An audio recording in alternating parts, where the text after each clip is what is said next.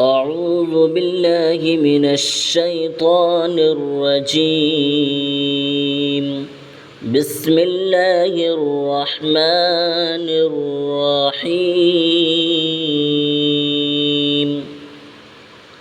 وأنا منا المسلمون ومنا القاسطون،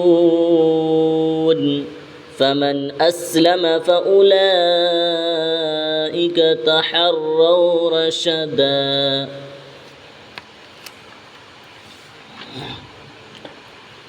وأما القاسطون فكانوا لجهنم حطبا، وأن لم استقاموا على الطريقة لأسقيناهم ماء غدقا.